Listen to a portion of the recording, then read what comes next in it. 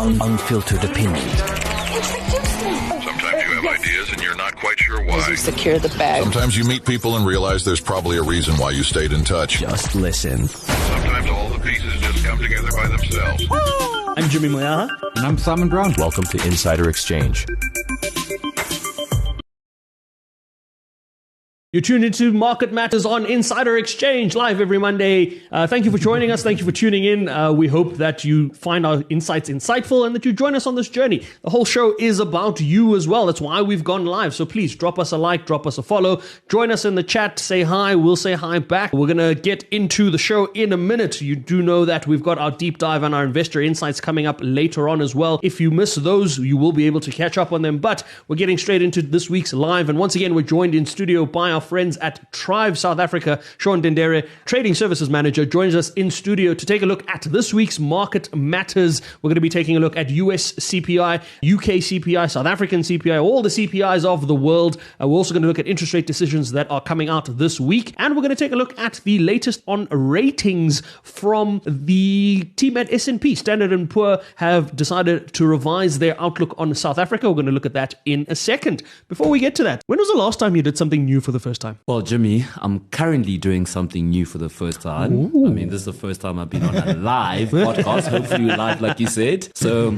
let's see how this goes. Okay, there we go. For me, it was this weekend. We had a Reg 28 celebration. It was the first time I went to the bioscope. And also, I'm embarrassed to say, it was the first time I'd fully watched the entire Pulp Fiction. But I'm glad I did it. Epic movie, eh? Epic movie. Yeah, Epic movie. insane Thank you movie. for that. It was your idea, right? So it turns out you can just rent a movie house, invite 50 of your friends and have a movie. That was the best Who idea knew? ever. Who knew, right? The entire movie house. It was a great experience. Anyone that's looking to do that, highly recommend it. Go check it out. 44 Stanley, rent out the movie house, have some fun there. You could probably choose your own movies, right? To choose. Pretty much. There you go. You nice. can choose your own option of movie and have a good time. That sounds like a great idea. Apparently, some folks do it for date night. Oh, okay. The whole thing. You got to really be Interesting. big on your date. Yeah, no, That's massive. That's very interesting. Let's get into it. Let's get into the show. Last week, we got CPI data out of the US. This week, we're expecting CPI data out of South Africa. We're expecting CPI data out of Europe.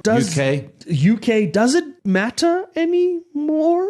I mean, for me, I think it matters a lot. If we look at US CPI, obviously we've been trying to fight inflation for the longest time. Mm-hmm. From a US perspective, we were seeing a downward trend, but we're starting to see an uptick again. So obviously that then means, what is the Fed going to do now? There's Donald Trump in the presidency who wants interest rates to go down really quickly. Ooh. We got Jerome Powell, who's trying to manage the economy and the interest rates. And keep his job. At 110%. So it's a catch-22, a rock and a hard place for him, right? So I think it's an important reading as to where do the global markets go next with the new administration that's coming through, in the US. I think the other thing with the Trump scenario or the Trump factor is that from his perspective, you impose tariffs, you're only increasing inflation. You're only feeding the inflation problem because if you think 100%. about what happens on the tariff side of it, the tariffs aren't being paid by the company you're imposing the tariff on. They're not being paid by China. They're being paid by the UK company or the US company importing those Chinese goods and then being passed on to the US consumer. Exactly. So higher tariffs doesn't solve an inflation problem. In fact, it creates one. To be fair, Trump probably doesn't care. I don't think he cares. Also, there's a thing. If I'm selling a widget and I've got a competing importing widget and you put a 10% tariff, well, I just push my price up 7% because it's called margin. There we go. And I'm still lower than the importing widget. And at that point, inflation still goes up. So domestic prices go up. Guys importing, their prices go up. At the end of the day, the consumer suffers. Yeah. But my sense is that, is Trump going to do it? I think Trump he only cares about staying out of jail. Is he going to do the deportation of immigrants, which is inflationary, illegal immigrants? That will create inflation. Is he going to do tariffs? Who knows? And the tax cuts as well. We need to think tax about cuts that. he'll do because he's got all the rich bros who gave him money. That he'll do. Well, his tax cuts expire in 26, the personal tax. So he'll reset those. And he's got Congress and the House. He's got the whole of Congress. So, yeah, those will come in. But I think inflation matters. We've got ours coming Wednesday, MPC Thursday. Johan else has been saying 3.5% for October inflation. Yeah, last inflation read was fantastic. We need chunky cuts from our good governors and his friends. Do you know what? I think and I don't want to believe this, but I believe that the central bank won't give us chunky cuts. And the reason for that is a separate conversation we've had around the fact that they don't want 4.5% 2.5% as your anchoring inflation level in South Africa. They want it closer to 2%. And if you, 100%. at this point, if you can just push the consumer a little bit more to just get it down to below that 3% range, then when you start cuts, you've kind of set a new benchmark, for lack of a better term, right? Because to say, okay, no, we still want it anchored at 4.5 is not exactly what they want. We've heard this very clearly that that's not what they want to do. So maybe you keep the rate cuts modest. You keep them conservative, hoping that it continues to drive that inflation towards that 2%. Okay, so I'm going to say, I want to agree with Simon, right, that I think we need a chunky one. No, we need one, yeah. We definitely need a chunky one. And in my view, I think that inflation targeting to a certain degree actually hampers the consumer. Because now we're going to have all these high interest rates. We look at our GDP, which is lower. We look at our levels of unemployment, economic growth, etc. And we're targeting a number. Yes, we can achieve that number, but we're achieving that number at what cost? 170 billion extra interest payments last year. You see? So here's the thing. I think it is very possible to achieve a lower inflation rate and a higher kind of growth and all of that stuff and less impact on the consumer on condition the other factors are there. Because it's all good and well for the Reserve Bank, which has one tool in its toolbox to do this, and then you've got nothing stimulating growth. You've got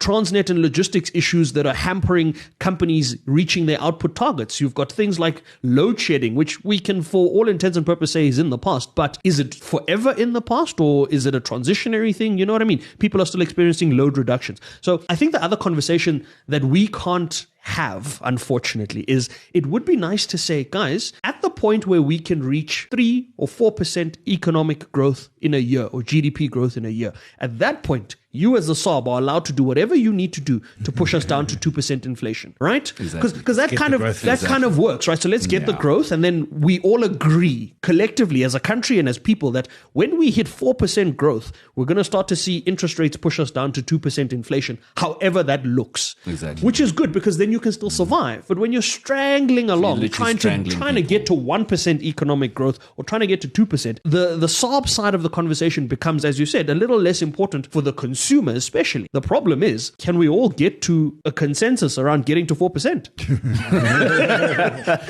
I mean, we'll all love the 4%, but there are many factors for us to reach that 4%, right? And I don't see it for a very long time. Let's see what's happening with GNU and the new government, obviously the new Standards and Poor's ratings as well, to see. Let's get into that, because is the economy really going to start ticking over? Yeah, but that's the thing. Fitch seems to think so. They started out and revised the policy outlook. Let's be clear, the ratings of our bonds are not yet above sub-investment grade. We're still sub-investment grade. 3 notches deep, aren't we? Yeah, we're still, three, maybe 4. We're still in junk status, for those wondering out there. But the outlook is now that we are no longer, we're critical but stable. Yeah.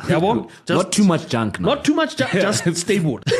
But there's positivity and there's optimism, and the sentiment being echoed from the ratings agencies is one you can't deny in a capitalist-driven world that we live in. Unfortunately, those ratings, and we've done this, we've had a whole conversation about whether or not the ratings agencies should be reviewed and whether or not there's biases associated with them. The reality is, until someone watches that episode of the podcast, change might not be effected, and we have to deal with the situation that we have, right? And that means we take the positive. We take the fact that people, the Standard & Poor now says it's no longer unstable, it's no longer kind of depressing or negative. There is optimism in South Africa. 100%. I think it's a good week ahead. I mean, we did mention CPI interest rates coming through. So we're obviously going to get that little bite, the 25 basis points, although we want a bigger slice of the cake. Hopefully CPI is going to come in lower. Rates are looking positive. If we carry on this trajectory, I think there is, positive growth coming our way. But to what extent and how long are we going to maintain this? We always, historically, we've suffered from political instability. Yes, we got the GNU in place, but how long do we know it's going to be stable for? It's also a new thing, right? It's also being tried and tested. So for now, I always say, wait and see approach. Let's see what happens, but I'll take the small wins. Take the small wins. Shout out to Jimbo. He's joined us on the chat, saying hi to us. James, hi. Good morning. Thanks for joining us. We're sticking with the inflation side of things and the interest rate side of things. China's got their interest rate decision as well. We're not expecting much out of there. But to be fair, when we haven't expected anything out of China, that's when they've surprised us, right? It would be nice. I'm hoping for a surprise. Am I the only one that's optimistic about? I want them to do something that, because the stimulus package was not a surprise. Zero. We thought it would be, and then we were all horribly let down. Now what? So I can't believe they don't surprise. Surely it's one way. What they're trying to do is stimulate the economy. Many ways you do it. One is just put cash into the hands of consumers. Many ways you can do that, helicopters and the like. But the other way is rates. Question from James. Does the re-rating of our debt from stable to positive affect bond yields? Do they lower? Yes, but no.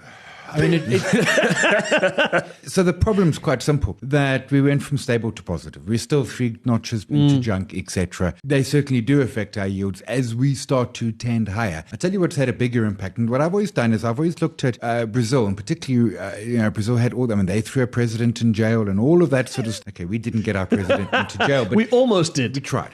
We failed and tried. But it's almost political more than anything else, to your earlier point. And it is, positive is nice. And certainly as we start to get into investment grade, which is going to take us a number of years to do, then it'll help our bonds. But things like grey listing as well and rates, and there's just a lot there. So it's a tick in the good for bonds, but I don't think we're going to expect them to move. And if I call up, which bond have I got here? I've got the 5-year. Look, it is 6 points better. Mm-hmm. Slightly better. Slightly. We'll get there one day. Before we wrap things up, I was go going for it, to Sean. touch on this quickly. I think just going into what Simon says, and you say James, right? A lot of it is just data points, right? Just giving us a view on what direction we're heading, right?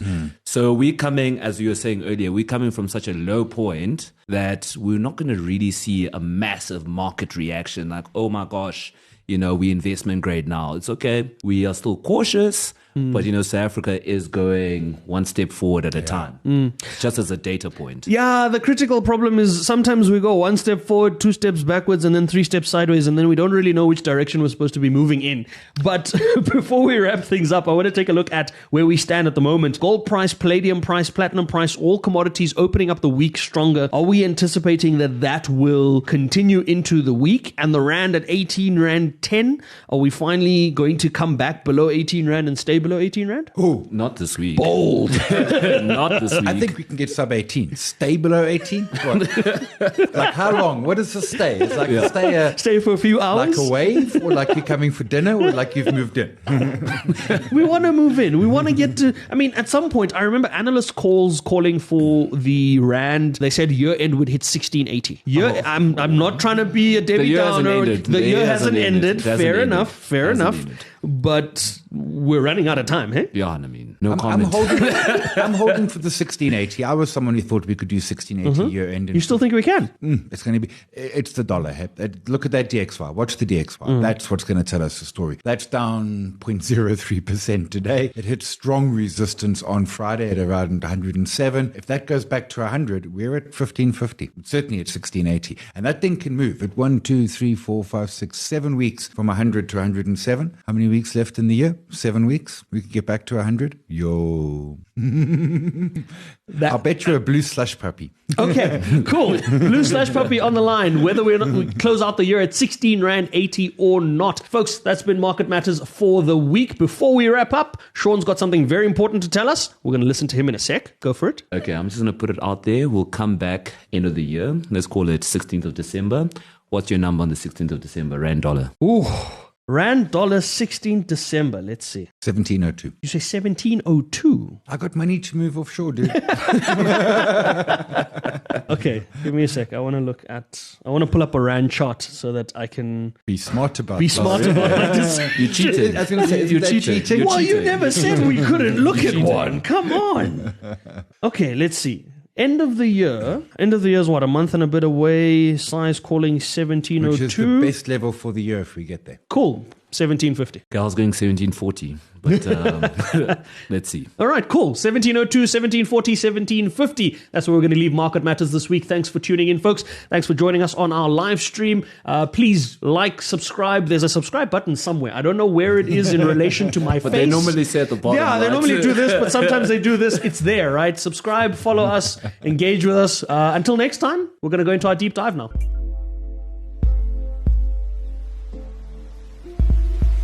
And in our deep dive this week, we go back to school. We're going to look at the defined benefits, defined contributions, and everything around that. We're going to look into just where this all started from, what it all looks like now, and what it means for you when you're looking at your retirement, when you're looking at your pensions or your future earnings. Just a couple of things to think about. Let's start with the origins. I like origin stories. Oh, you want to go all the way back? All the way back. To the 1980s. Let's start in the 1880s. Then. All the way Okay, back. maybe not that far back. So the idea of retirement was that Germany had had a war, and Kaiser Wilhelm, whoever he was, had all these people who had come back and they were flooding the labor force. So he introduced retirement at the age of 65. Life expectancy was about 62. You weren't supposed to get to retirement. And how come we still have a retirement age of 65 and then, you get sent off home? Anyway, that's the whole retirement concept hasn't adjusted in 140 plus years. Well, technically, we don't have a retirement age of 65 because at 65, you then start your career in politics. But anyway, let's go on. Career change. So in the 80s and prior to the 80s, and you see this in a lot of the UK and US, and it's one of the Rainnet businesses, was defined contribution. In other words, on your last day at work before retirement, they took your salary, worked out your years of service, and paid you a salary for the rest of your life, a retirement benefit for the rest of your life. That was guaranteed. And the risk of that was on the provider, which is why companies like General Motors had such huge problems, because they had massive liabilities. And we've got the same issue in the UK. And in fact, companies can now buy insurance for that because they're just behind the curve. They can't retire their staff. What we did in South Africa is a lot of our, as we're sort of getting into the mid-80s, a lot of our pension schemes had excess money. In other words, if they were going to pay you a defined benefit, there would actually be money left over in the kitty. So the unions came along and said, how will we want our money? We want defined contribution. In other words, if I've put in X, I must get a pension on X. So my grandfather retired in, I think, 82 or something like that. And he was one of the last that got defined benefits. So he was given a salary for life at a certain rate based on his last salary. And then it switches. So now what it is, and PRC is the defined benefit, where you work for Transnet, you leave Transnet, and it's one of the problems Miriam had when she was the boss there. You leave, you've got your guaranteed income. Adjusted for inflation. Now that inflation part gets tricky. Transnet was getting only 2% increases during the early 2000s and late 90s. Inflation was not anywhere near 2%, but they were trying to balance those books. We then moved to defined contribution, which seemed like a great idea when there was excess money. Remember the massive bull market into the 80s. The US had broken the back of inflation. Gold had got to 850, although then didn't see it again for decades, but that's another story. And the problem with defined contribution is it matters how much money you put in. Now, there were a couple of challenges to that. One, you might draw money. In other words, you leave a job, you can take money out, tax implication. Two, you don't put enough money in. And three, fees. I started in RA in 1994, which you would think would be really cool. Here I am 31 years later, or 30 years later, and I'm at Reg 28 age. I'm going to look at that RA and say, I finally got money to retire. The only person who made money from that was a certain green insurer. That provided you with the RA. Ah, lovely. Oh, and the person who sold it to me, I guess, made a lot of money to the salesperson. Not you. But it fundamentally brings the risk onto the individual. And that's why I quite like the two-pot system now, because you can access some of those monies, but the olden days of retiring and then just cashing it all out and having a holiday are gone. 2/3 of that money you will never touch for as long as you live, until you get to Reg 28, 55 years old. But it's put the pressure onto the retiree, which, we can debate which is right. I would have preferred defined benefit, but then you and I don't have proper jobs, so there wouldn't have been any benefit.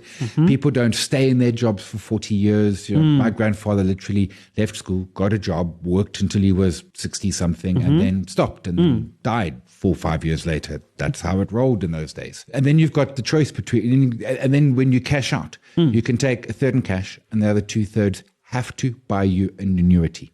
But if your annuity is based on a retirement benefit structure, then you're golden either way, because that's indefinitely until Depends what annuity you buy. So there are two types you can get. Guaranteed annuity, which is essentially an insurance product, and that says we will pay you an amount of money until you die, and you can have some T's and C's. It could be you and your partner, so the death of the second.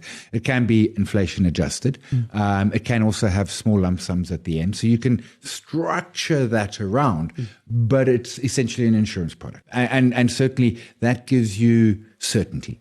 So you get to your retirement age, you take your 2/3 of money, you go buy a guaranteed annuity from one of the insurance companies, and they promise to pay you an amount adjusting for inflation. But read the T's and C's. Some of them won't increase more than, for example, 8% payment per year, regardless of what inflation is. But now, in the case of the defined benefit, let's take a civil servant in that scenario. That 2/3 annuity only relates to from 1 September, because everything up to 1 September would be in the vested pot that would still be under the old regime, under the old, this is what you are getting for life kind of regime. Only the new portion is what we're now going to buy an annuity with. Yeah, well, the old portion's there. It will still be around. When you hit retirement. So the old portion, the old portion is under its own conditions where they'll still pay you out and everything. And it's that salary for life kind of setup. But the new portion is what you can then go and say, I want to buy a guaranteed annuity from this. And is that based on contributions or on benefit? So it's based on contribution. Basically, it's a single payment insurance product. So you've retired. You've got, let's say, R1 million in your 2/3. You take it and you buy that annuity, and the insurance company then promises to pay you. And it's an insurance product because essentially it's actuaries who are going to look at you and try and work out the two moving parts. What can we grow this million by before this person dies. Pretty much. The living annuity is where you basically you put it into an investment, and you can draw between 2.5% and 17.5% per month. Sorry, per year, my bad. And the risk there is that you run out of money, that you just run out. And what you see, a lot of folks sort of do a blend of. So like medical, they try and cover their medical expenses with a guaranteed annuity and then living from the rest. But then you're also subject to watch out what your fees are. There's some heavy fees out there at the same time. But there's also the challenge of that, you markets crash and then you draw down you've been drawing 4%, which is that sort of magic number, but markets crashed. So your 4% is actually a bigger rand value and takes a bigger dent out.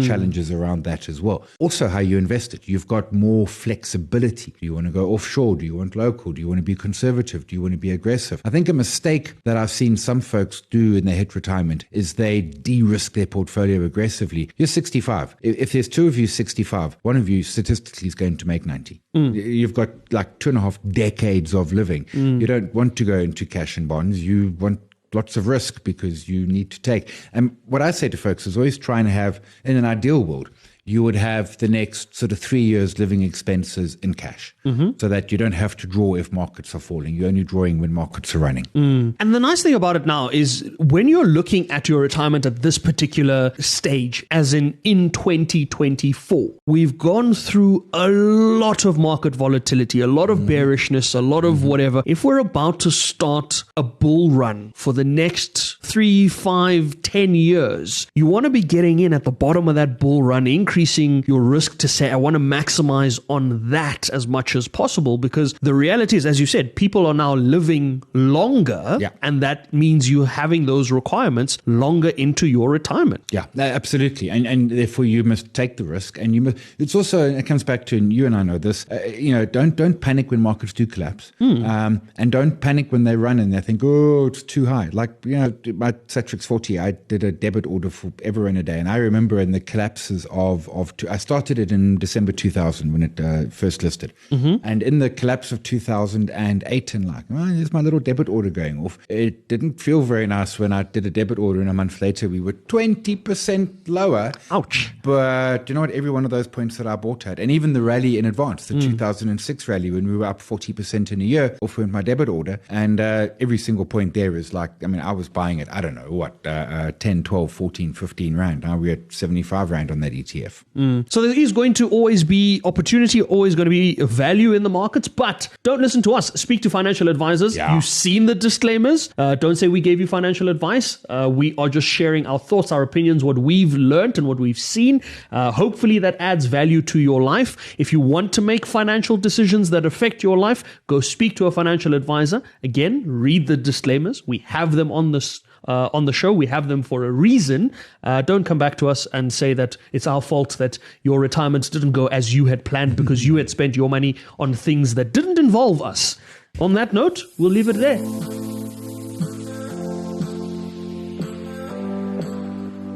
And we wrap things up with Investor Insights this week. We are taking a look at the travel rule that has been put forward by the Financial Intelligence Center. They have put forward something very interesting related to crypto asset service providers. We know we're getting into the December period. We know that typically we see a crypto bull run in the December period, but there are some serious implications from an accountability point of view that people need to be aware of. Of course, if you're doing things the right way, doesn't really matter to you. But the travel rule, nonetheless, is directed at ensuring that South Africa is more aligned with the Financial Action Task Force's requirements to get us off that grey list. So the travel rule basically says that as a crypto asset service provider, a Luno, a Vala, all of those guys, I need to now be accountable for tracking the origin of the transfer as well as the destination of the transfer, right? Whoa. So in the past, I just processed it and said, I got an instruction from my client to send money from this wallet address to this wallet address. Now there's going to be an onus placed on the service provider to track where that originated from and where it's going, aimed obviously at reducing money laundering and those sorts of things. And I find it quite interesting that we're putting this on, again, the bulk of the people that are going to be affected by this are consumers, right? Yeah. Those that are trading the cryptos and transacting in the cryptos. What's interesting is there's a lot of accountability for what consumers are doing and what consumers are reporting on from a SARS perspective, a government perspective, whatever it is. And that's the job of SARS to do that and to make sure that that's in place, right? At the same time, I'm struggling to remember if we have more than 3 state-owned entities that have had clean audits. The Pentagon recently just announced that they haven't had a clean audit in 7 consecutive years. But if you're a crypto trader in South Africa, you now need to be accountable for your transactions. That's what it is. And it's wild because it's a blockchain. So we've spoken before that the blockchain is not as anonymous as you think, but it's also not that transparent. I mean, I can say this is coming from Jimmy Moyaho's blockchain, but I suppose I could prove it. But that's quite onerous on the service provider to know where and hence it's coming from. Now, from a SARS perspective, I imagine the revenue services will say, well, you aided in the facilitation of money laundering or those sorts of things, and therefore we're going to come down hard on you. And I think we'll get, I'd love to get in some of the guys that we know in the space. I mean, we know the guys at Luna, we know the guys at Vala. We're going to get them into studio. We're going to get their thoughts on this because this does come into effect in April of 2025. So there is still a bit of time. Relax. We still can discuss this and debate it and figure it out. And I think that's what we're going to do. We're going to get in a couple of guys to get their thoughts around it. But the crux of the matter now is SARS is always going to be looking to get whatever it is they need to get out of it from a tax perspective and all of that. But more than that, it becomes harder to move money. Even harder than the traditional banking system, which defeats the purpose of what decentralized systems were meant to be, right? But that was always going to be the case. I mean, there was always ultimately going to be increased regulation around crypto. And because of its anonymous to a fair degree blockchain, and as I stress again, not completely anonymous, but anonymous. Partially. But it's also, if I publish my wallet and say, this is me, now everyone knows that's me forever and a day. And if you can see money coming and going from it, you can actually watch my transactions. It really is. I mean, so the increased regulation doesn't surprise me. I get what they're trying to do here. I get what FIC wants. I get why this is an issue around grey listing. I don't know practically how the Lunas and Valas and and Binances and all the rest do it. So part of the information they have to collect: full name, identity number, residential address, the originator's distributed ledger address associated with the transfer, the originator's crypto asset account number with the ordering crypto asset service provider. So there's a lot of details that are going to be required here. Now, interestingly, I just want to add, it's for transactions. There's different kinds of requirements for transactions under 5,000 rand. So that's for transactions over 5,000. Under 5,000, you still have to collect the full name of the originator and beneficiary, the originators and beneficiaries' ledger addresses associated with the transfer. And I suppose here you don't need the residential address, maybe, but there's those are as a minimum. Obviously, there are going to be different caveats, and there are things around private wallets. How do we deal with those? Well, that's it. Mine's in a hardware wallet. But this says actually, you know what FIC's doing? I know what they're doing, right? They're trying to stop money laundering. And that's not true. I mean, if you're sending crypto from your wallet to my wallet, I can say, yo, dude, it's a pain, I know, but I need these details, and that's just how it is. And you would need them for me too, because of course it's a transaction. Fair enough. I get what they're trying to do. I understand all of this. You're not receiving Bitcoin from anonymous people, unless you're a ransomware person. But then it's not anonymous. You know the company you've ransomwared and where it's coming from. The person paying it might have a challenge. Anyway. There we go. Yes, because if I'm paying for that ransomware, or I'm paying for whatever hack has taken place, I'm going to so kindly send a follow-up email to those that have ransomed. With proof of address. Can I please have your proof of address? I need to submit it from my... But here, you know what they're doing? They're de-anonymizing the blockchain. Because now they've got your blockchain number. Full transaction. Suddenly they know all who you are. Yes. And so I mean, it comes back to, if you've ever, SARS probably knows my blockchain number. I don't know, but it's de-anonymizing so that each of those little records we can start to say, well, that one's Jimmy, that one's Simon, that one's. And that's the thing with a blockchain address. It's much like an ID. It's with you until you close that wallet. You're not going to suddenly say rejig and regenerate a new one. But that gives me an idea, which is probably going to be frowned upon in the legal fraternity, is if you have a randomized blockchain, the same way you have a randomized authentication code that resets every now and then. They've got those washing machines. I forget what they call them, but essentially they randomize you. So if you've done Dodge and you've received Dodge crypto, you put it into a washing machine system and it comes out the other side. But that's what money laundering is. That is it's 100% laundering. It is money laundering. Yeah, it is. Hence the washing machine. Washing machine part. Please don't launder money, folks. It's something that will get you caught. It's something that SARS will come after you for, and many other institutions, and you will probably end up in jail or in a different and awkward situation. But don't take it from us. If you don't want to, then no. But I'm just wondering about, so I suppose the stuff in my hardware wallet.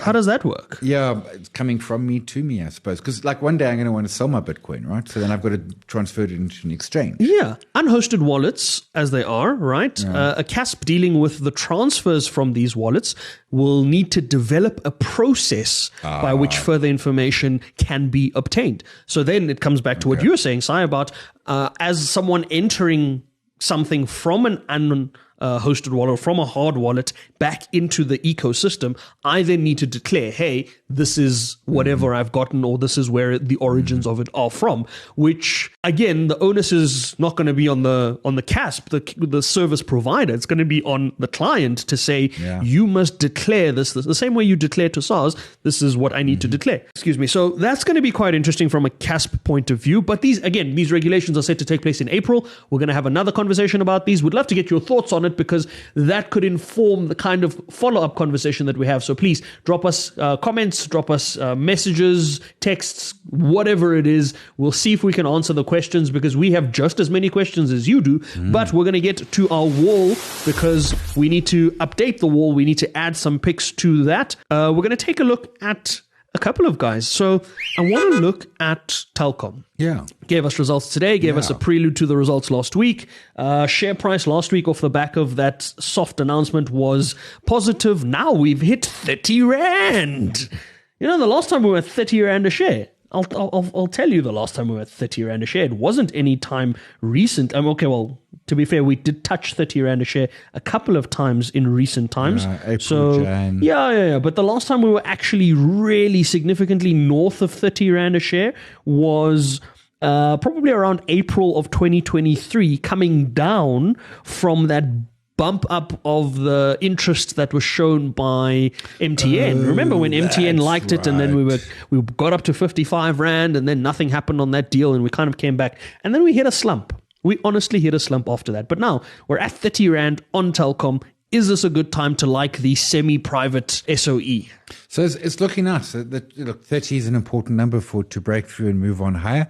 I thought the results, as expected, were good. There is some unlocked potential there. Of course, they've done some of that already with Swift. What do they call there? Is it SwiftNet? Yeah, Yes, SwiftNet. SwiftNet, 6.75 billion Rand unbundling there. Which I thought was a little bit light, but anyway, that certainly helped. That deal is still ongoing. I mean, it hasn't been finalized and all. Yeah. And they've still, and the key thing about the results is that, they're no longer copper. It is good old-fashioned data, whether that be mobile via their mobile network or whether it be fiber in the ground. I still just think that South Africa doesn't have space for 4 mobile networks. I think Cell C and Telkom should tie up. I even think we might not be big enough for 3, but rather 3 than 2, perhaps. We want a duopoly. But I think we just need to tie up between Telkom Mobile and Cell C.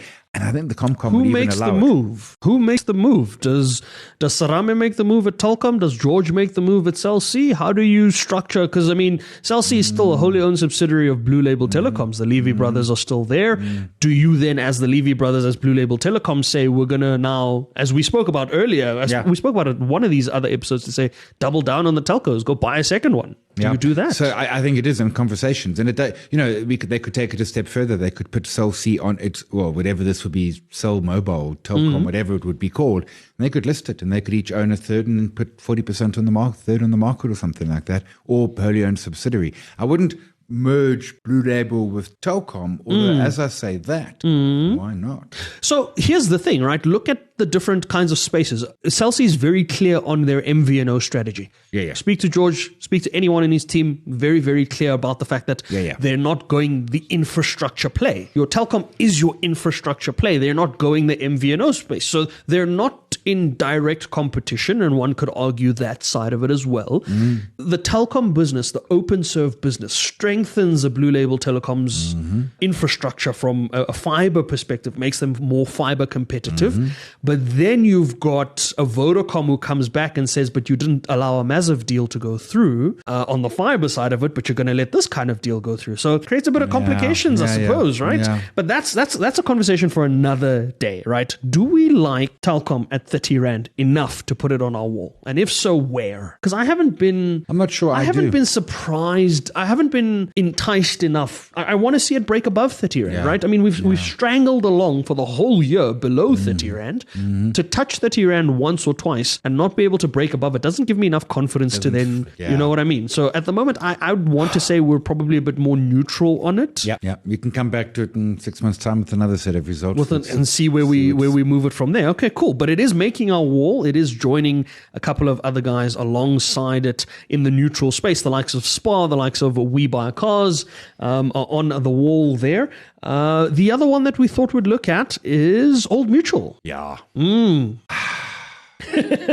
So asset managers in a bull market should be doing better. Yes. Right? Now, these should be outperforming. Yeah, these aren't classic. I mean, they got rid of Quilter, which was their asset management business, but they've certainly got all those money they take for their long-term products obviously goes itself into the market. Man, this is a stock that's just like, it's literally, put a 5-year chart on and it's trading where it was 5 years. It is. It is exactly where it was when, the pandemic in March of 2020, we got down to sub 10. Yeah, we got 9 Rand 10. We also got sub 10 in 22. We also got sub 10 in April of this year. And yes, now it's at 12 Rand 80. So where's the growth coming from in a zero growth economy? Now, I think that we chatting with Sean earlier, I think that there is growth coming through into our economy. Can we get to 3% GDP? Yes. When? Well, I'd like next year, but it might be another year or two coming. They're launching Bank. That's it. That was the other thing. I know that they say we've got lots of customers already, but those customers are frankly overbanked already. I mean,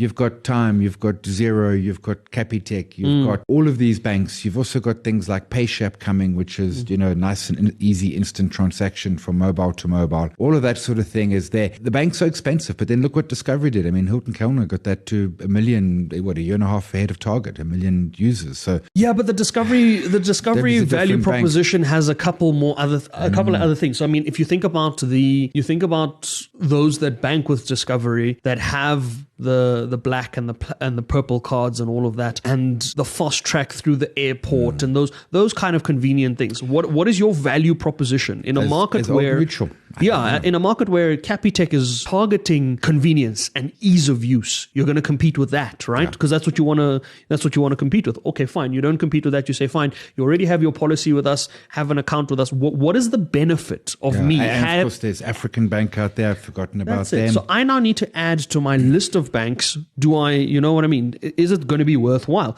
At 12 Rand 80 with sideways movement for the last 5 years, I can't get excited about it. That's my thing as well. I mean, even if you go in at 12 Rand 80, my first worry is, are you going to have enough to break 14 Rand? Because you haven't broken 14 Rand in 2 years. Yeah. And what's going to drive it? And if it does break 14 Rand, what did other things do? I mean, what's Signia done if suddenly Old Mutual can run? I mean, or Sanlam, who I think a much better play in the long-term insurance space. Old Mutual can't excite me. Okay, so we have a couple of places on the wall we could probably put that. So neutral, alternative, avoid. We're not neutral on it. We're clearly not neutral. Avoid. There we go. We're not even going to look for an alternative for it. We're going to avoid Old Mutual for now until something else changes or until we get some new information. Let's look at some of the other picks that we had said we were going to put on the wall. We're going to add some international picks. If we've got time at the end, we might add a third local and a third international. But for now, let's look at the international picks. I want to look at DocuSign. Actually, do I want to look at DocuSign? Yeah, let's look at DocuSign. DocuSign Inc. I was debating DocuSign versus Starbucks. Perhaps we can do Starbucks at another time. But I want to look at DocuSign Inc. because you're in a digital world. They do the digital stuff. We saw in the pandemic, guys like Zoom shot off because people were suddenly having more Zoom meetings and buying Zoom subscriptions and all of that. Now DocuSign means we can sign documents anywhere in the world, and it's got full timestamps and audit trails and everything. Do we like it enough as a business to be saying DocuSign can make our war? I like the business, because you're right. It just, I'm old enough to remember having to go and sign documents and faxing things physically. around and Yes, physically. yeah. I just wonder the threat of competition. Yeah. I mean, couldn't Microsoft just flick a button and make this happen? Already embedded within their Microsoft system. Adobe does that already. Yeah, absolutely. You're coming up against some really, really big players. The chart's looking not bad. It's broken out. We've got 16 holds, 2 buys, 2 strong buys, and a sell and a strong sell, which surprises me. Target price 65, it's at 79. That is a nice run. Valuations there's no dividend coming through here. PE 17, price to book is 8. I suppose the question is and they issue shares like there's no tomorrow. But that's par for the course in this type of a business, right? That's how you retain staff. So we're not surprised by that. Can it ward off the others, the Microsofts and everybody else? And it comes back to Zoom, which is a far superior product to Teams on almost every metric. But Teams is winning hand down because, Microsoft is in pretty much every single corporate, and you just click a button and now you're in a virtual meeting. It's completely integrated with your email calendar and all of that sort of things. It's a tough fight to fight, surely. It certainly is. It really, really is. I want to look at where we put it in terms of on the wall. I'm inclined to, you've raised some really valid points that have led me to think that we are probably going to have an alternative for it, or we are going to leave it in the neutral space. But I think there's alternatives, and I think the alternatives would be boring old Microsoft and Adobe's and the like. Okay, cool. We've got alternatives for it. We're not too crazy about it. We'll add it to alternative space and we'll see where we end up. The other one I want to look at is Occidental Petroleum. I'd never heard of this one. Many people haven't, and this is a personal favorite. Okay. For some weird reasons, right? So the backstory to Occidental was, I was doing the other show that we have done, where we give out some stock picks and some thoughts and recommendations. I did it a couple of, probably a year, maybe 2 years ago. And at the time, the share price was around the $30 range and that sort of thing. And I really liked it. And it had nothing to do with the Trump presidency. I really liked where we stood. It was around the conversations around what Occidental was doing, and I looked at the stock. And then after I gave it out as a stock pick, a certain gentleman who now holds $280 billion in cash went and loaded up on it, right? Now, I'm going to go to sleep for the rest of my life telling myself that I'm the one that gave him the stock pick. We both know that's not true. I don't know. I mean, he could be listening. He could be listening. But yes, Warren Buffett got into Occidental Petroleum. It ran hard. We touched north of $80. We're back now below $50. And that's why I bring it up. That's why I look at it now, because we've had the conversation. Trump is going to be drilling. Drill, baby, drill. Drill, baby, drill. Now, if we're going drill, baby, drill, are we not a US-based oil company? Yeah. The concern would be that drill, baby, drills oil lower. We spoke earlier, mid-40s is not impossible, but then you just drill more. And most of these folks, particularly in the US, the frackers and the like, I mean, their cost per barrel is cheap. They've also got immense flexibility to turn off. If you're, I don't know, Saudi Arabia, Nigeria, turning off your production is not that easy. In America, if you're a fracker, you literally just like switch, done, come back next week when the oil price is high. Some T's and C's. Nigeria, of course, can't turn off because they need the revenue. Saudi Arabia can afford to. But short answer, yeah. And yes, the lower oil price will hurt them, and they just drill more. Yeah, but a low oil price means you can drill cheaper so that in future you can sell higher anyway. So unless we somehow go from 80% of the world's fossil fuels being used at the moment, or 80% of the world's fuel being driven by fossil fuels overnight to 50%, guys, making oil probably still going to make quite a bit of money for quite some time. Where do we put it? Easy money? Do we like it? I don't think it's blue chip yet. It's not blue chip. The chart is ugly. I like it. I like the idea. And if you look at, I'm looking at a 20-year chart. I mean, and I appreciate oil's deeply cyclical. I mean, it's kind of in the middle of the range. So it's been as high as 80, as you say. It's been as low as 10, but that's obviously the pain. I mean, oil was negative. Yeah, a smidgen under $50. It's not too bad. I mean, the chart is not the prettiest in the world. But yeah, this is a $50 rally from 50 to 80, you're still making 30%. Yeah. 60%, sorry. 60%. Yeah, you're making double that. Right? So that's still a good return, right? Yeah. Cool. We'll figure out whether we put it in easy money or whether we like it, but we definitely do like it. And I think we are out of time on that note. We're going to leave the conversation there. Remember, folks, like, subscribe, follow, do all of those things, engage with us, give us feedback. We've been absolutely loving the engagement that we've been getting on our socials. You guys are amazing in our comments. We love the conversations. We love the thoughts, and we love the opinions. We love the different perspectives that people are providing to our conversations and to our topics. If you are looking for us, you can find us Insider Exchange, all socials. If we're not on any particular social, let us know. We'll get on that social, but I think we're everywhere. We're even on Threads, right? So you're Mastodon. No, Blue Sky. Blue Sky? No, we're not on Blue Sky. What is Blue Sky? It's me and about 12 people. Okay, we're going to be the 13th person onto Blue Sky. Until next time, investing isn't hard. Just try it.